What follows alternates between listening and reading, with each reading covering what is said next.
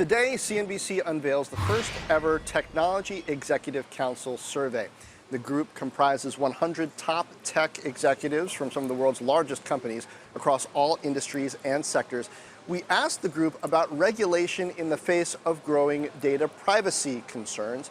The majority of respondents tell us they support the enactment of privacy laws similar to what now exists in the EU. But there is a hiccup with the regulation process. More than 70% of respondents also say they have no confidence in the U.S. government's ability to protect consumers' data privacy. Meanwhile, the reliance on data continues to grow. Over 70% of respondents say their companies are using more than half of the data that they collect.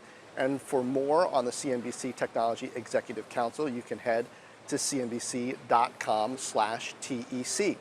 And now, let's bring in two members of that council, Mastercard's Ed McLaughlin and Dr. Alissa J. Abdullah from Xerox. Guys, great to have you here. Thank you. Good to see you again. Good to see you as well. So interesting in particular here, I think, is this GDPR response. Yep. Alissa, start with you. Are you surprised at all by that? Because for a while, GDPR was talked about as this boogeyman, but it seems like as soon as it came out, people said, okay, let's go. No, I'm not surprised. I think, first you had big data. Now, what do you do with that data? And when you think about what do you do with that data, then comes data privacy and data security. And now people want to be constituents of their own data, right? They want to control it themselves. So I'm not surprised, I think, and I'm not surprised that it's growing as well. Lots of other states in the United States and lots of other countries are now kind of catching on and forming their own regulations. And so I think you'll see more and more and more, and this will grow and grow and grow.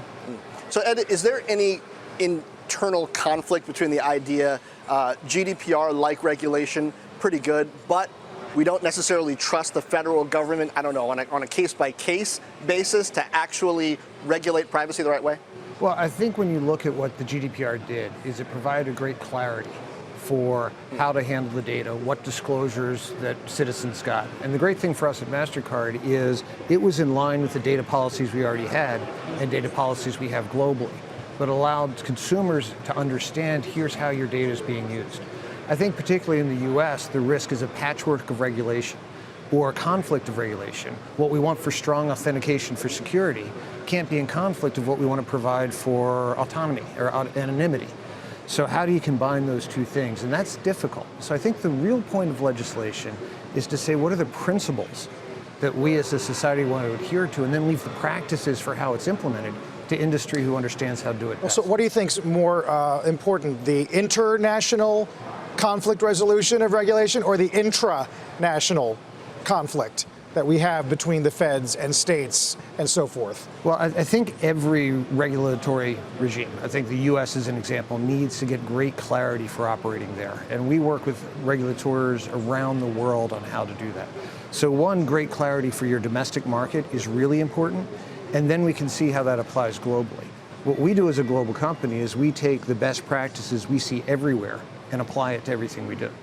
And Alissa, we asked respondents how important various technologies are to the company's strategy over the next 12 months. Cloud came up on top as being critically important. Machine learning was also way up there.